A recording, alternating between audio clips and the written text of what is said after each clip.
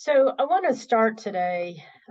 First of all, Principle 9 is the last principle, but to me, it's one of the most important, and it's a principle that threads through all others. I don't know how we can be successful at applying any of the other tactics and the principles without also connecting each of those tactics that we apply to recognizing people for the work that they do. We can recognize people for applying our standards of excellence. We can recognize people for their performance.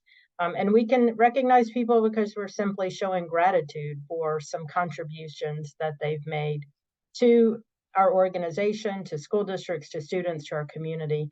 And the other thing that I think is important with reward and recognition that I have to always keep in my mind is we can always recognize there's so many good things that are going on each and every day.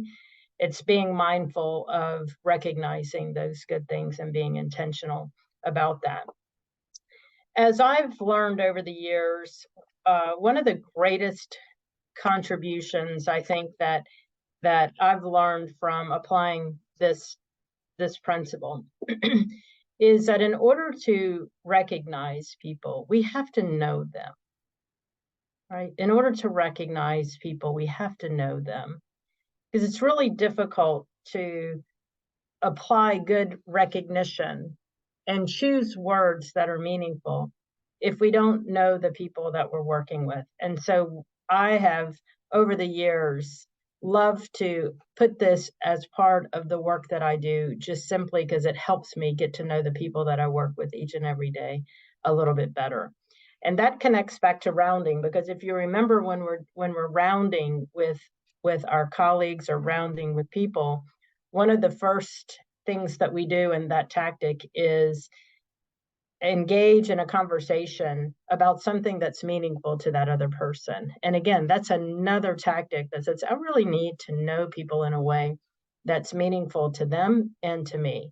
And that's been a great benefit of applying reward and recognition connected to rounding, because rounding, there's a question in there that basically asks, has there anyone been helpful to you? And it gives us an opportunity to recognize others.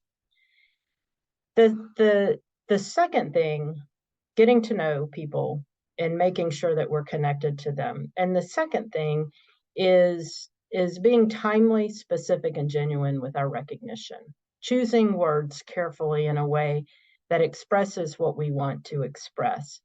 And so, if I am in recognizing Gail today, I would say, Gail, thank you for being with us today. Thank you for doing the pre-work with me as we are sharing this work with our colleagues and with others that we partner with. You always are very thoughtful in your approach, and you want to make sure that you provide the best to those that you serve. I'm appreciative of you being with me today. Thank you for that. So as you look at that example, Gail, how does that make you? What does that mean to you when I share that type of recognition with you? Genuine, very genuine recognition in real time. Yeah, I feel, even though this is an example in this moment in time, I feel seen, I feel identified as a contributor, and it makes what I do on a day-to-day basis feel worthwhile. Good. And that's what we want as an outcome. It was something that I enjoyed doing, something that I'm glad that I would do, and something that was beneficial to Gail. And the other thing we say is what gets recognized gets repeated.